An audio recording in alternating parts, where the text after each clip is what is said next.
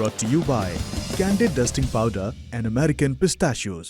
Candid dusting powder redness, irritation, sweat rash और fungal infection जैसे 4 skin problems का एक एक्सपर्ट सॉल्यूशन। अब रहो अनस्टॉपेबल कैंडिड डस्टिंग पाउडर के साथ।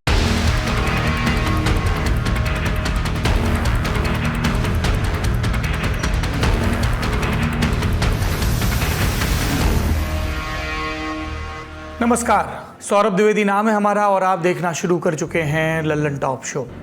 राजधानी दिल्ली का इंदिरा गांधी अंतर्राष्ट्रीय हवाई अड्डा यानी कि IGI, यहाँ से रोज़ तकरीबन 2 लाख लोग यात्रा पर निकलते हैं। इतनी ज़्यादा भीड़ कि इस एयरपोर्ट पर 4 रनवे हैं और 3 टर्मिनल।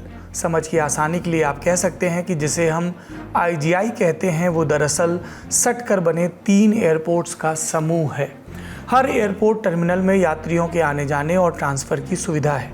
तीनों में सबसे पहले बना टर्मिनल 1, जिसे दिल्ली वाले T1 कहते हैं। यहाँ पर 28 जून की भोर दिल्ली का रहने वाला आशीष अपनी कैब लेकर पहुँचा।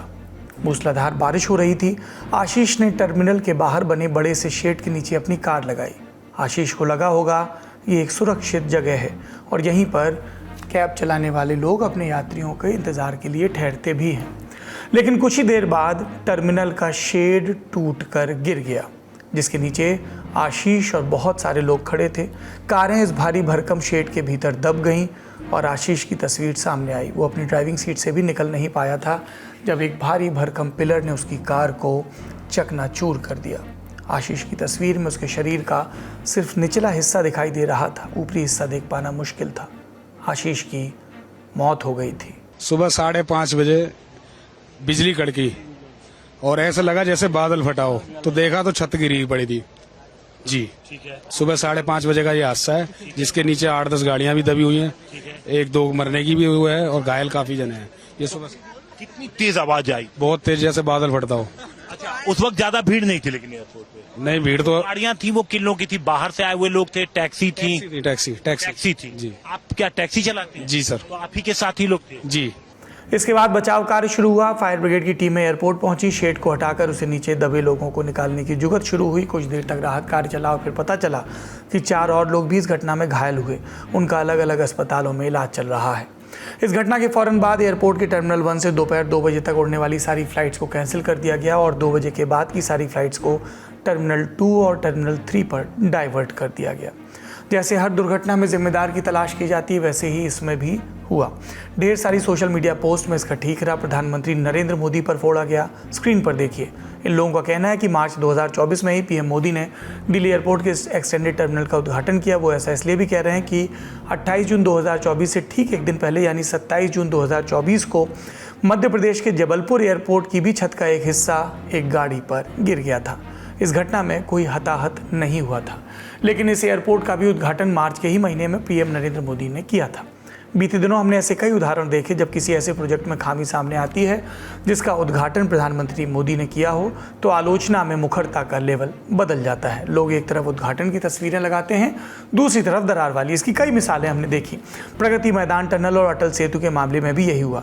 लेकिन आज की घटना का वजन अलग था, क्योंकि आज एक निर्दोष व्यक्ति की जान गई और सरकार उसने इन सब का जवाब दिया निर्माण काल का समय बताकर। सुनिए नागरिक उड्डयन मंत्री राम मोहन नायडू को। इसके बारे में मैं क्लैरिफिकेशन दे दूं कि जो प्रधानमंत्री साहब जो इनॉग्रेट किया वो दूसरा बिल्डिंग है, दूसरी तरफ है।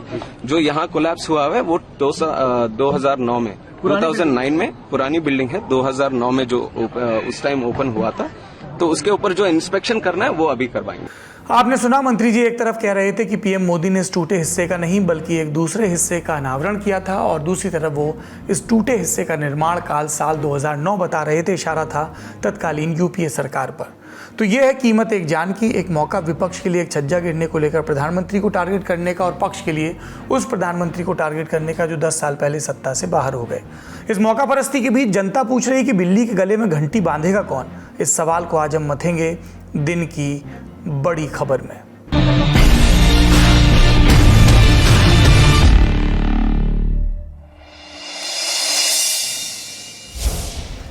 इस केस में किसकी जिम्मेदारी सबसे पहले तय की जानी चाहिए? राजनीति पर लौटेंगे, पर पहले काम की बात।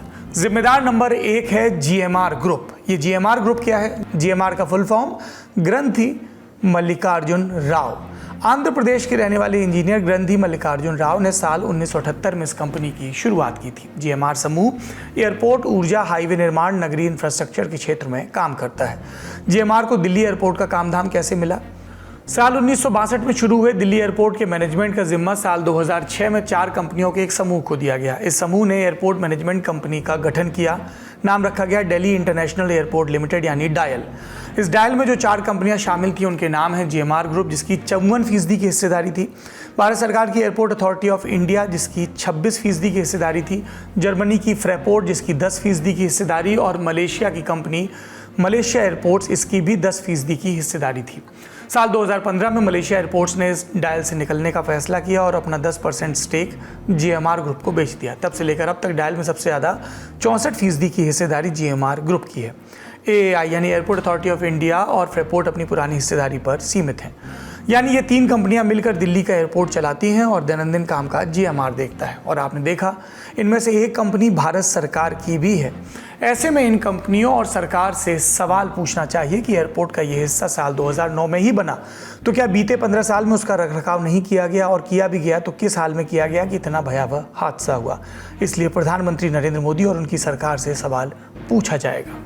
दूसरी बात, जीएमआर और फ्रेपोर्ट का इस बुलेटिन के तैयार होने तक कोई रिस्पॉन्स नहीं आया है। उनकी जवाबदेही सबसे ज़्यादा तय की जानी चाहिए, क्योंकि मालिकाना हक उनका है, और कार्रवाई भी सख्त ऐसी होनी चाहिए कि नज़ीर बने।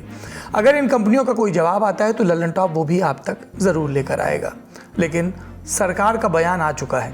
नागरिक उड्डयन मंत्री राममोहन नायडू की बाइट आपने देखी। घटना के बाद उनका एक लिखित बयान आया जिसमें उन्होंने ये बातें कही। मैंने स्वयं घटनास्थल का दौरा किया। पहली प्राथमिकता थी कैसे टर्मिनल से सारे यात्रियों को सुरक्षित बाहर निकाला जाए, सभी यात्रियों को उनका पूरा पैसा वापस मिले, उनके पास ये विकल्प भी होगा कि वो अपनी फ़्लाइट किसी वैकल्पिक रूट या एयरलाइन के साथ बुक कर सकें। मैं ये सुनिश्चित करूंगा कि टर्मिनल के ढांचे का गहन परीक्षण विशेषज्ञों द्वारा किया जाए ताकि यात्रियों की सुरक्षा सुनिश्चित की जा सके। इसके अलावा एविएशन मिनिस्टर ने यह भी कहा कि केंद्र सरकार देश के हर एक एयरपोर्ट की स्ट्रक्चरल जाँच कराएगी। इस बयान से इतर राजनीतिक बयानबाजियां भी हुई। सत्ता पक्ष और विपक्ष ने एक दूसरे पर इल्ज़ाम लगाए। एक इमारत 15 साल पहले बनी, 15 साल तक अपना काम मतलब वहाँ से जारी था। अगर दुर्घटना हुई है तो उसकी जांच होनी चाहिए। अगर कोई गलत कुछ पाया जाएगा तो उसको दुरुस्त करना चाहिए। कोई जिम्मेदार अगर होगा तो उसके ऊपर एक्शन लेनी चाहिए। लेकिन इसमें राजनीति कहाँ से आती है? बड़ा अनफॉर्चुनेट है क्योंकि ये सब कंस्ट्रक्शन नए बने हैं और जिस तरह से जो दिखने को मिल रहा है ये बहुत ही अनफॉर्चुनेट है। इस पर जांच बिठानी चाहिए। कि G20 प्रधानमंत्री ने कहा मंडपम बनाया। अब मंडपम बनाने के बावजूद भी पानी रुका हुआ है, तो इससे अंदाजा हो सकता है कि ये जो जितने ऑप्टिक्स के लिए काम किए जाते हैं ना, इसका नतीजा ही निकलता है। आपको बुनियादी काम करने की जरूरत है। ही दुर्भाग्यपूर्ण है। सिविल एविएशन मिनिस्टर खुद गए हैं घटनास्थल पर, उन्होंने उसका निरीक्षण किया है। जल्द उस पर कार्रवाई होगी। जो भी दोषी होंगे उनको कतई नहीं बख्शा जाएगा और आने वाले दिनों में पुनः ऐसी घटना ना घटे, इसके लिए सरकार कमिटेड है। ये राजनीतिक नूरा कुश्ती केवल आईजीआई वाली घटना को लेकर नहीं हुई। जिस बारिश के बीच दिल्ली एयरपोर्ट की छत गिरी, उसी बारिश ने राजधानी में अलग अलग जगह ये दृश्य बनाए।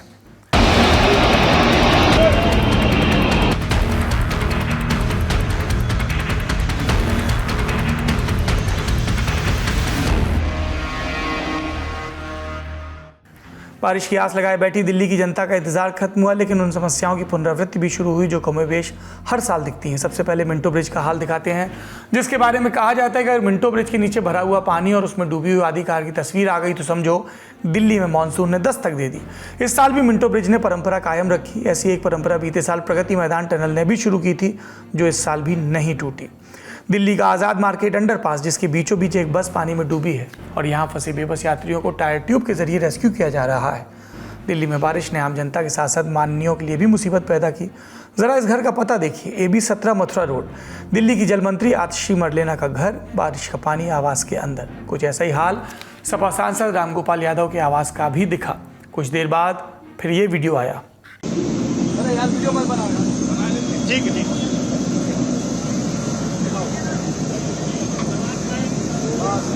छोटा बैग रख दे, रख दिए।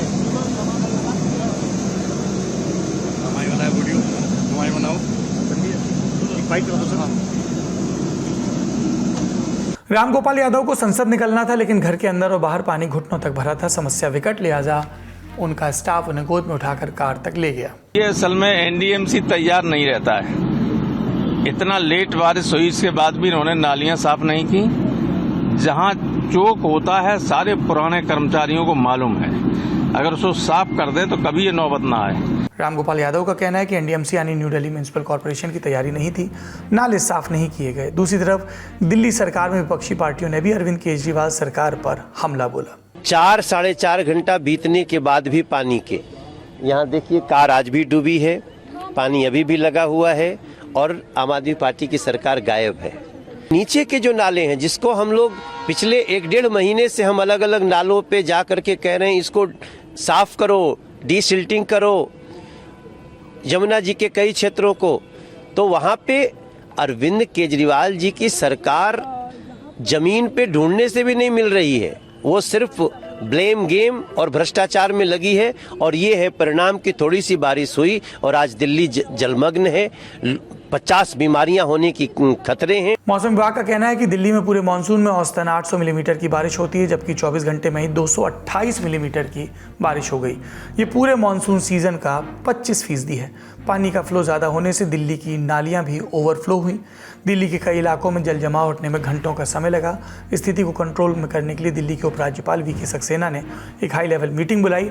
इस मीटिंग में दिल्ली जल बोर्ड, लोक निर्माण विभाग, सिंचाई एवं बाढ़ नियंत्रण विभाग और दिल्ली म्युनिसिपल कॉर्पोरेशन और एनडीएमसी, इसके अलावा दिल्ली पुलिस, डीडीए और राष्ट्रीय आपदा प्रबंधन बल भी था। इसके अधिकारी, सबका एजेंडा एक, दिल्ली की आपदा को ठीक तरीके से हैंडल किया जाए और हैंडलिंग के लिए चाहिए लोग। सो इस मीटिंग में सारे अधिकारियों की छुट्टियां कैंसिल कर दी गई। 2 महीने तक सब छुट्टियों पर प्रतिबंध और दिल्ली में इमरजेंसी कंट्रोल रूम बनाने का आदेश भी आया। इस पूरी जगत पर दिल्ली सरकार के मंत्रियों के भी बयान आए, सुनते हैं। मॉनसून की तकरीबन 25% बारिश हमने दिल्ली में देखी है। इतनी ज़्यादा बारिश 24 घंटे में होने से दिल्ली में कल रात से और ख़ास करके आज सुबह काफ़ी जगह पर वाटर लॉगिंग हुआ, क्योंकि पानी का फ़्लो बहुत ज़्यादा था। जो हमारे कई ड्रेन्स हैं, चाहे एमसीडी के हों, चाहे इरिगेशन फ्लड कंट्रोल डिपार्टमेंट के हों, पानी का फ़्लो ज़्यादा होने की वजह से कई घंटे ड्रेन्स का भी ओवरफ्लो रहा।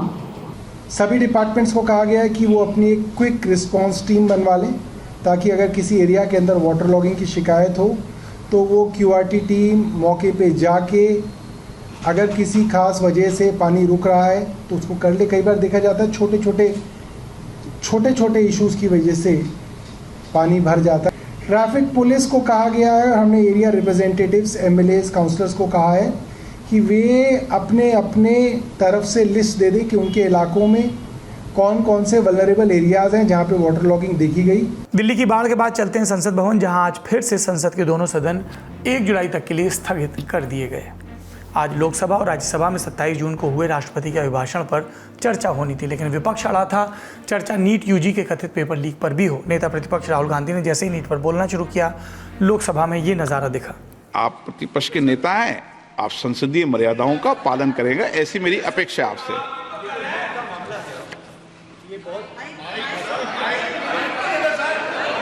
माइक मैं बंद नहीं करता हूं, पूर्व में भी आपको व्यवस्था दी थी, यहाँ कोई बटन नहीं होता। सब माइक तो दे दीजिए। मैं आपको पूर्व में बता चुका हूं कि आप विषय राष्ट्रपति भाषण में रखें। अभी आपका नहीं सर, कोई हम रिकॉर्ड में नहीं जाएगा, इसलिए मेरा आग्रह है उनको, हिंदुस्तान के जो स्टूडेंट्स हैं उनको हम जॉइंट मैसेज देना चाहते थे। हाँ दें आप। सुनिए जॉइंट मैसेज देना चाहते थे ऑपोजिशन और सरकार के साइड से कि इस मुद्दे को हम ज़रूरी मानते हैं और इसीलिए हमने सोचा था कि आज स्टूडेंट्स की रिस्पेक्ट करने के लिए हम नीट पर डिस्कशन करें। ठीक है, आप डेडिकेटेड डिस्कशन। अब बात यह है कि 2 फोर्सेस हैं, एक तरफ नहीं माने, ओके, सभा पटल पर रखे जाने वाले पत्र आइटम नंबर 3। ये तो लोकसभा की बात हो गई। राज्यसभा में कांग्रेस अध्यक्ष और सांसद मल्लिकार्जुन खड़गे जब नीट पर बोलने लगे तो उनके साथ भी कुछ ऐसा ही हुआ। आज स्टूडेंट्स बहुत परेशान है। नीट का एग्जामिनेशन बार बार 7 साल में 70 बार पेपर लीक होता है। I do not तो क्या है 7 साल में 70? I am not getting no. Leader of the opposition is expected to confine to the issue. No, sir, sorry, sir. Sorry, please, sir. Sir, बैठिए. Please. Take your seat. Take your seat. Nothing will go on record. In video के सामने आने के बाद कहा गया कि दोनों ही सदनों में कांग्रेस नेताओं के माइक ऑफ कर दिए गए। विपक्ष ने आरोप लगाया सरकार उन्हें नीट पर बोलने नहीं देना चाहती, जबकि लोकसभा के स्पीकर और राज्यसभा के सभापति ये कहते रहे कि विपक्षी सांसद राष्ट्रपति के भाषण पर अपनी बात केंद्रित रखें, बाकी कुछ भी रिकॉर्ड पर नहीं जाएगा। ऐसा भी स्पीकर और सभापति की ओर से कहा गया। लोकसभा में इधर राहुल गांधी स्पीकर ओम बिरला से दरखास्त करते रहे कि उनका माइक ऑन कर दिया जाए।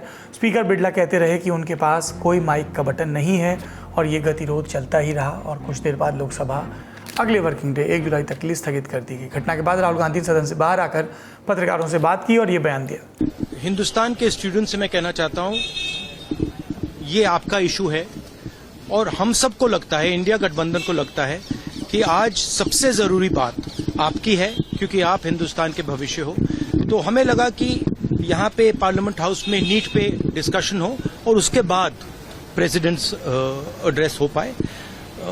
और मैं रिक्वेस्ट करता हूं प्रधानमंत्री जी को कि ये युवाओं की इशू है और अच्छी तरह प्यार से डिस्कशन होना चाहिए, रिस्पेक्टफुली डिस्कशन होना चाहिए। हम रिस्पेक्टफुली करेंगे, आप भी डिस्कशन में ज्वाइन कीजिए, आप भी भाग लीजिए और रिस्पेक्टफुली, क्योंकि ये युवाओं का मामला है।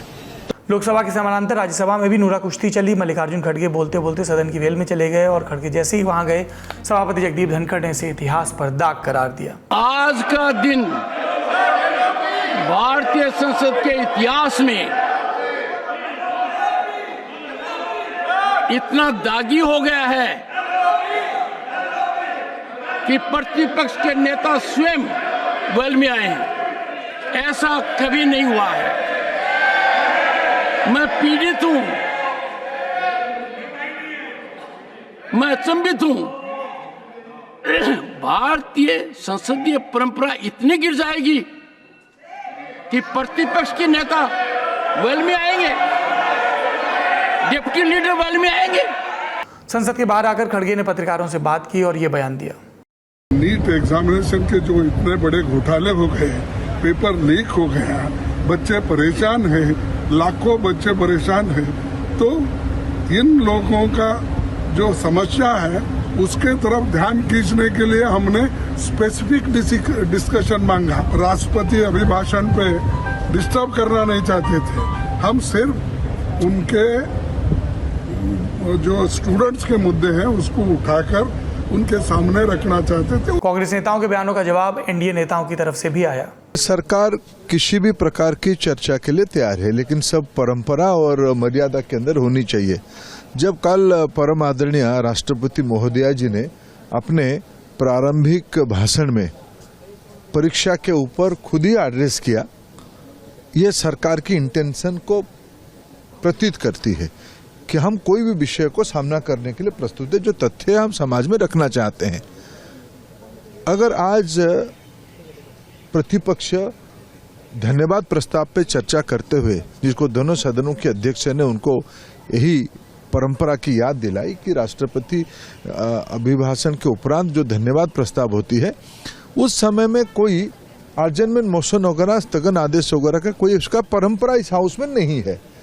जब राष्ट्रपति जी ने खुद परीक्षा को उल्लेख किया है, आप उसको धन्यवाद प्रस्ताव में बोलते हुए आप आपकी मत रखो, आपको जो कहना है, जो आलोचना करना है, जो सुझाव देना है रखो। और फिर से राज्यसभा भी सोमवार 1 जुलाई तक के लिए स्थगित कर दी गई। बड़ी खबरें यहीं तक। अब बात करते हैं सुर्खियों की। दिन की पहली सुर्खी झारखंड के पूर्व मुख्यमंत्री हेमंत सोरेन से जुड़ी है। हेमंत सोरेन को एक कथित जमीन घोटाले के मामले में आज झारखंड हाईकोर्ट ने जमानत दे दी। सोरेन को 8.36 एकड़ भूमि पर अवैध कब्जे से संबंधित मनी लॉन्ड्रिंग के केस में प्रवर्तन निदेशालय यानी ईडी ने अरेस्ट किया था। इस केस में जमानत के लिए सोरेन ने हाईकोर्ट में याचिका डाली थी। 13 जून को इस पर सुनवाई पूरी हो गई थी और कोर्ट ने फैसला सुरक्षित रखा था और आज यानी 28 जून को जस्टिस आर मुखोपाध्याय ने सोरेन को जमानत देने का फैसला सुनाया। ईडी ने इसका विरोध किया था और कहा था कि वो एक प्रभावशाली इंसान है, जेल से बाहर जाने पर सबूतों को प्रभावित कर सकते हैं। हेमंत सोरेन ने कहा था कि उन पर लगाए आरोप बेबुनियाद हैं और ये मनी लॉन्ड्रिंग का नहीं बल्कि राजनीतिक प्रतिशोध का मामला है। जेल से बाहर आने के बाद हेमंत सोरेन अपने पिता झारखंड मुक्ति मोर्चा के संस्थापक और झारखंड के पूर्व सीएम शिबू सोरेन के पास आशीर्वाद लेने पहुंचे। इस मौके पर उनकी पत्नी और विधायक कल्पना सोरेन भी मौजूद थी और फिर उन्होंने मीडिया से बात की। अब अगर झारखंड की जनता किसी को सुनना चाहेगी, मुझे लगता है कि अपने नेता हेमंत सोरेन जी को सुनना चाहेगी। और जिस पल का बेसब्री से इंतजार हम सभी लोग कर रहे थे, झारखंड की जनता कर रही थी, सारे हमारे पार्टी लोग कर रहे थे। मुझे लगता है झारखंड की जनता हेमंत सोरेन जी सबसे क्या कहना चाहते हैं। बस आप सभी को बहुत बहुत धन्यवाद है। कल्पना के बाद हेमंत सोरेन ने भी मीडिया से बात की और ये कहा, आपको पता है और पूरे देश को पता है कि मैं किस लिए जेल गया था और अंतोगत्वा